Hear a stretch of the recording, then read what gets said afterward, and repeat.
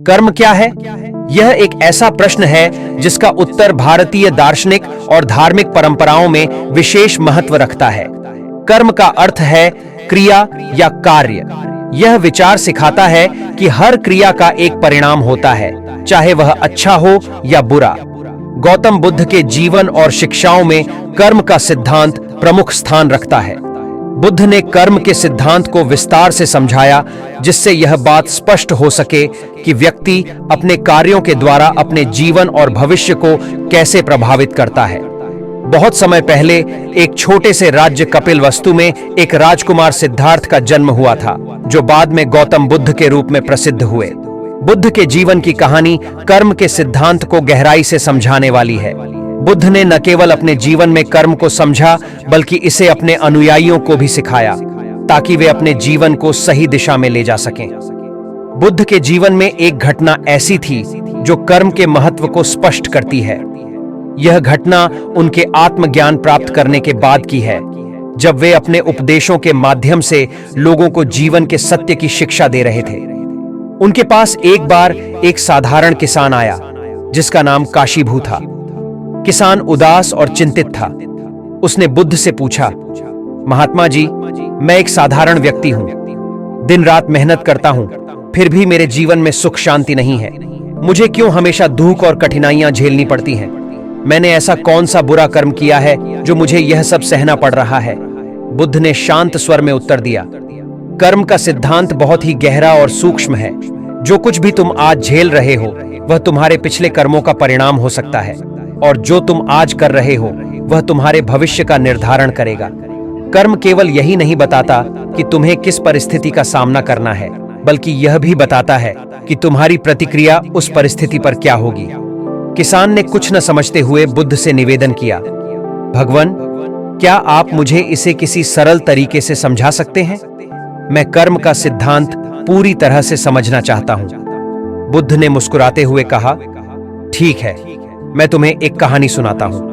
बहुत समय पहले एक गांव में दो मित्र रहते थे। एक का नाम अर्जुन था और दूसरे का नाम दीपक। दोनों अच्छे मित्र थे, लेकिन उनके जीवन जीने का तरीका बहुत अलग था। अर्जुन एक मेहनती और ईमानदार व्यक्ति था, जबकि दीपक आलसी और स्वार्थी था।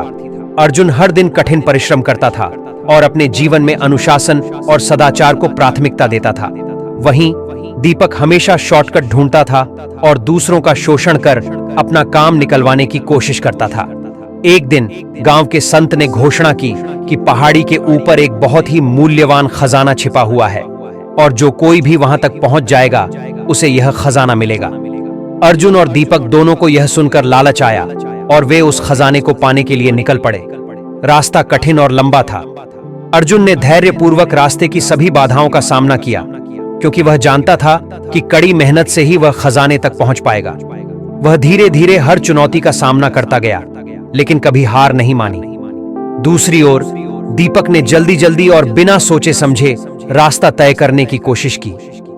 वह हर बार एक शॉर्टकट ढूंढता, लेकिन उसके शॉर्टकट उसे भटकाते गए। उसने सोचा कि किसी तरह से वह अर्जुन से पहले खजाने तक पहुंच जाएगा, लेकिन हर बार वह और भी कठिनाई में पड़ता गया। अर्जुन ने अपनी मेहनत और संयम से पहाड़ी की चोटी तक पहुंचकर खजाना पा लिया।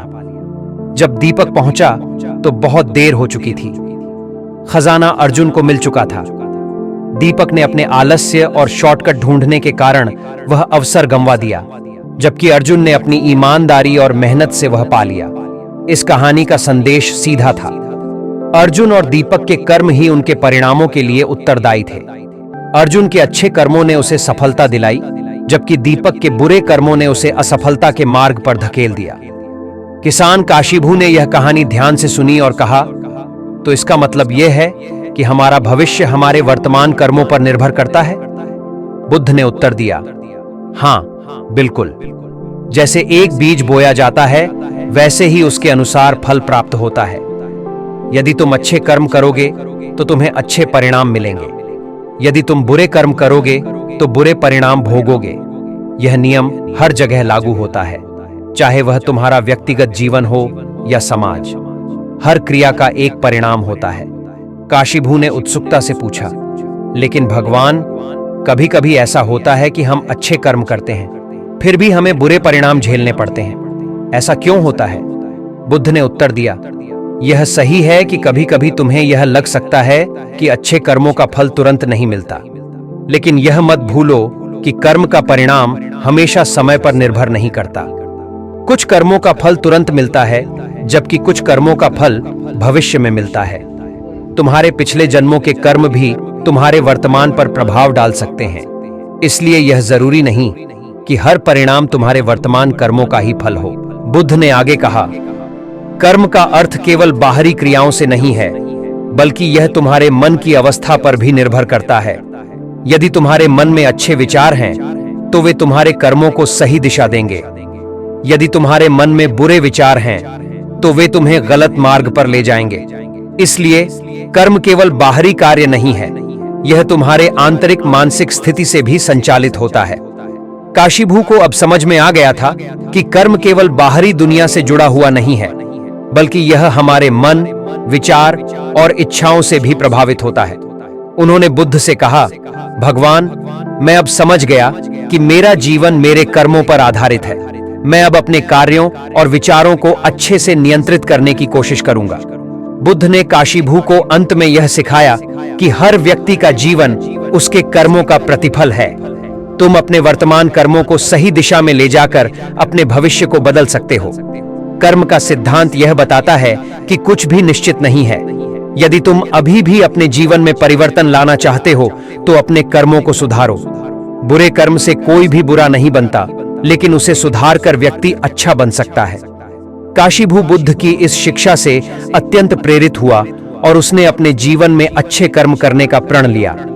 वह समझ चुका था कि कर्म का सिद्धांत जीवन के हर पहलू को छूता है और हमारे सभी कार्यों का परिणाम एक दिन हमें अवश्य मिलता है। कर्म का सिद्धांत बुद्ध के जीवन और शिक्षाओं का एक महत्वपूर्ण हिस्सा है। यह हमें सिखाता है कि हम अपने जीवन के कर्ता स्वयं हैं। हमारे अच्छे या बुरे कार्य ही हमारे भविष्य का निर्माण करते हैं। बुद्ध की यह कहानी हमें इस बात का गहन बोध कराती है कि कर्म का नियम अटल है और जीवन में सच्ची शांति और संतोष पाने के लिए हमें अपने विचारों और कर्मों को शुद्ध रखना चाहिए।